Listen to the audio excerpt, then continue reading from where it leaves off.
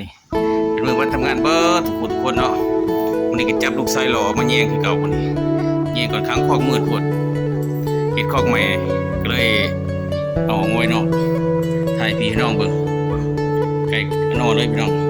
งามใสพอพันยังบ่ได้แนวเลยนี่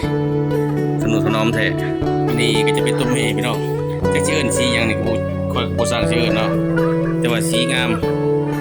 น้อยประมาณสนุกของเกเลยหรือว่ารุดตุ่มเก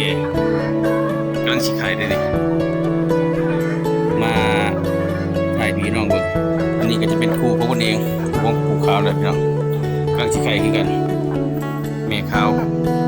งามเลยนี่ตัวนี้ก็จะเป็นเมษาเด้อพี่น้องไก่นี่ยัง3เมษขายไปละ2เมษเมษ1-200,000ถักมาพี่น้องไปหมักไก่อยู่ซินูเด้อกำลังไข่กดโตเลยกำลังสิขายเลย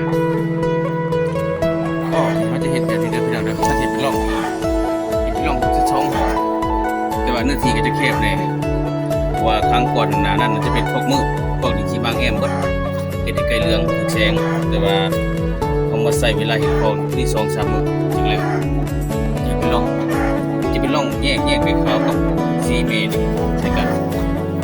แต่ว่าตัวนี้จะเป็นไก่เมนสีสาเด้อสีสากำลังงามกำลังไข่กำลังงามถักมาสีสานี่แม่ออกเด้อ